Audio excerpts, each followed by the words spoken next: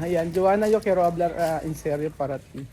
La verdad, tú mi hermano con corazón, la verdad. Yo sé, hay tiempo tú triste, porque tú pensar todos niños ahí de Gabón. Por eso, yo, ah,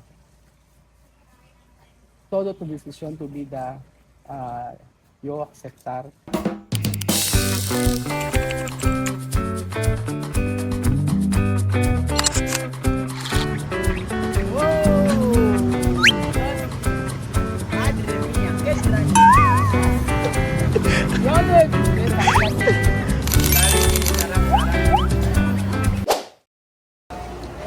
Kung saan nagpupunta sa Belgium eh.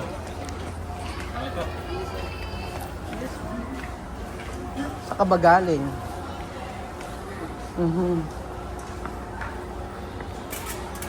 Tara na.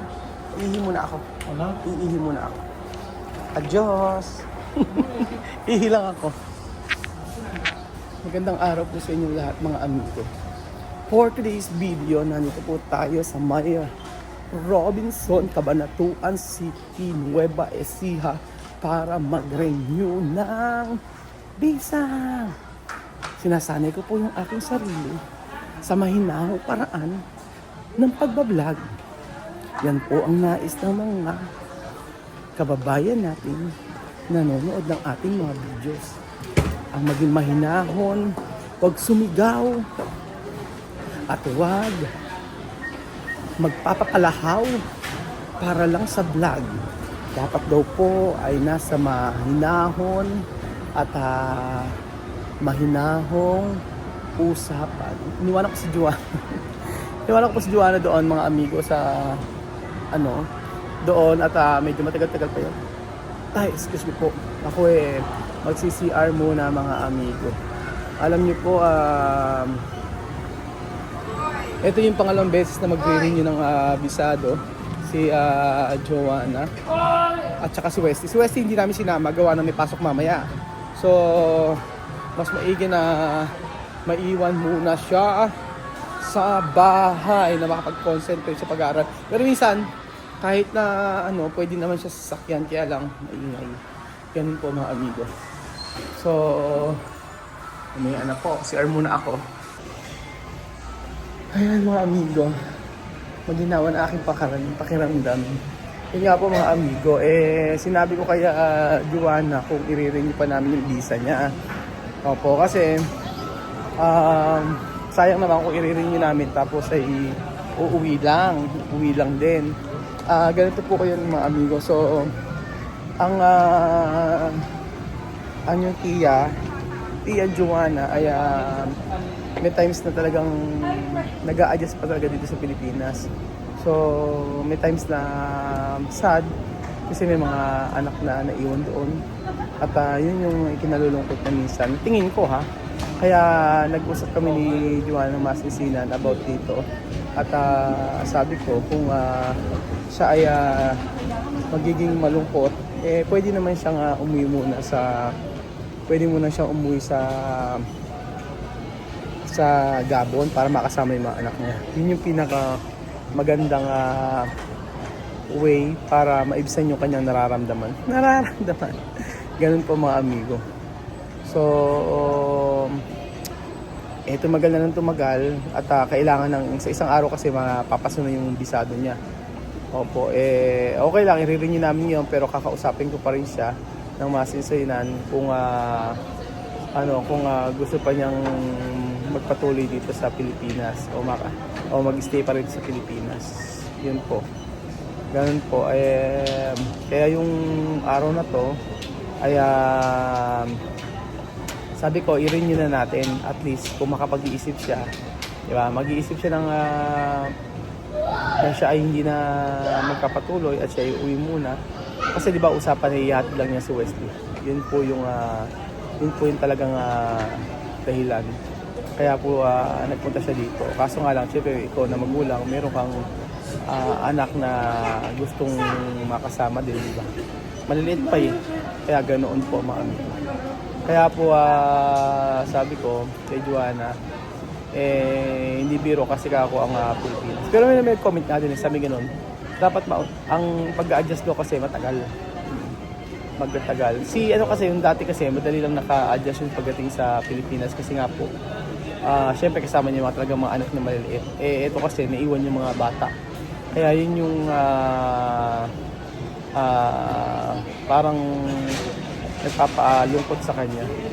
Malalaman natin mga amigo kung ano ang kanyang desisyon. Basta happy naman siya, okay lang. Basta ayoko lang ng yung lagi siyang yung, di ba, isipin niyo, minsan iisipin mo bakit siya malungkot, anong dahilan, ganun. Kaya sabi ko sasabihin na lang niya kung bakit siya malungkot. Ganun po mga amigo. Tagal. Kapila pa ako. Ako yung mag-withdraw para pambayad ng visado. Bari 2 months naman yun. 2 months. Ngayon, nung nakaraan 1 month lang. Ngayon 2 months na siya. Pag sa Manila 3 months siya, tapos pwede lang ibigay. Ganun din. Pupunta rin kami ng Manila, gagastos ka ng toll, tapos pagod pa. Dito na lang sa kaya dito na lang kami sa Cabanatuan. Mas mabilis pa. Nakakilala ko yung mga immigration officer. So ayun pa mga amigo, walang laman yung walang laman yung ATM machine sa kabila, kaya pupunta ako sa iba. Ayan.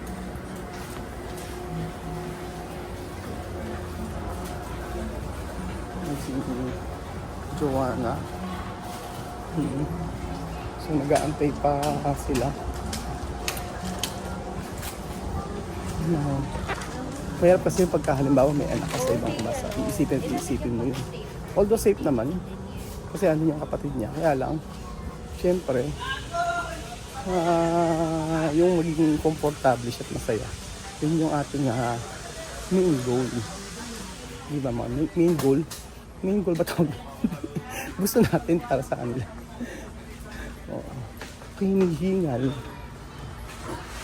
Sana ang ating ATM machine dito. Ayun, meron Metrobank dito. Kaso offline. Ayan. Ayan po.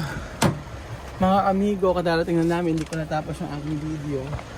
At ayan. So, nag-extend na po si Joanna. Papakita ko po sa inyo. Ayan po.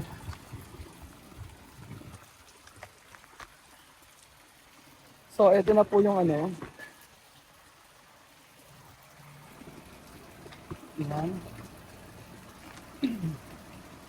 So, ito na po yung bisado o bisan la Joanna. Ayan. So,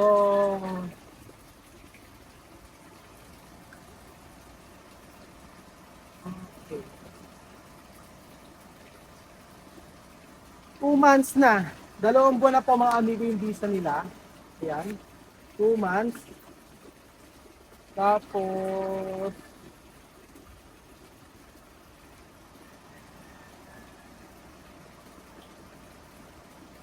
okay. Mahal pala pag express lane, may additional na 3,000. Oo, dapat ay ang babayaran lang is 7,000. Pag kaya pala medyo kasi express lane, kaya mahal. Express lane meaning mag-a-additional ka pa ng 3,000 para makuha mo ngayon. Kaya siya nagmahal. Oo, kasi nagtatakan mo ng mahal. 2 months. 2 months pa na. Oo. Sobrang mahal kasi nagtataka ko, ang binayaran ko almost 20,000 pesos sa visa nila. Sabi ko, bakit ang mahal? Kasi express lane pala ginawa namin kasi hindi ko tayo express lane, sayang. Kasi pag hindi po express lane, kasi alis tayo eh. Oo, kasi pagka kasi express lane, may additional na 3,000 pesos. Sobrang laki din, sayang din nyo kung 3,000, 6,000 pesos din. Pagka hindi express lane, diba, babawasan ng 6,000. So, diba? From 7,000, 740. Tama. Kaya 20,000 yung binayaran ko halos. Almost 20,000. So, ayan po mga amigo, ang aming ang visa nila is nagawa na for 2 months po. So, 2 months po sila na, 2 months na mag-i-stay si Joanna. Oo, sa Pilipinas kung gusto pa niya. Pero ito nga po sabi ko sa kanya, um, anytime na anytime na gusto niya umuwi dito sa umuwi na sa Gabon para makasaya yung mga anak niya, okay lang sa akin. At gustong gusto ko yon kasi sinong nanay ang hindi magugustuhan na makasama ang kanyang mga anak niya. Yun po. So, para sa akin ay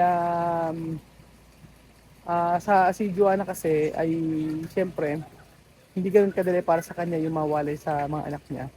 At kaya nga sabi ko kay Joanna, basta natin lang si Kuya Raul, ano lang ako para sa iyo. May times na alam ko na naho-homesick ka, may times na hindi mo feel yung dito sa Pilipinas. Ang dami mong hindi mo feel yung nararamdaman mo kasi is nandoon yung sarili mo nandoon sa Gabon sa mga anak mo. Sabi ko sa kanya ganoon.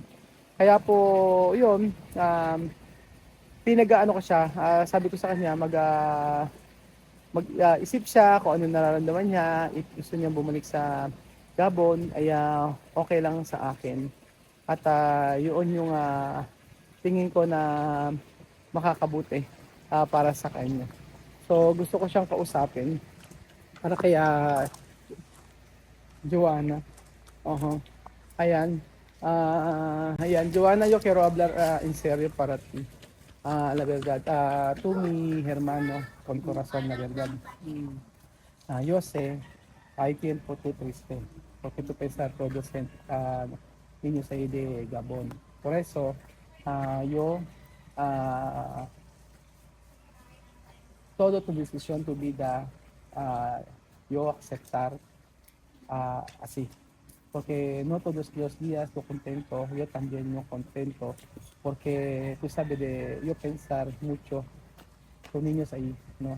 Por eso hay días, yo sé saber, porque soy padre también. Cuando yo lejos con mi familia antes también, yo hay tiempo triste así, pero yo soportar tú. ah, Cuando tú triste, Kuya Raul está aquí, yo estoy aquí para ti, sin video, con video, Kuya Raul está aquí, soportar tú. Porque May dual umipilo. Aha. Ano? May emot na ako. Sakit daw yung pit niya.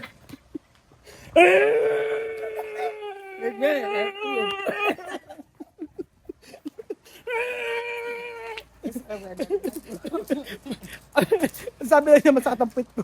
Masakit ang pit niya. Pumupuro siya ng matigas.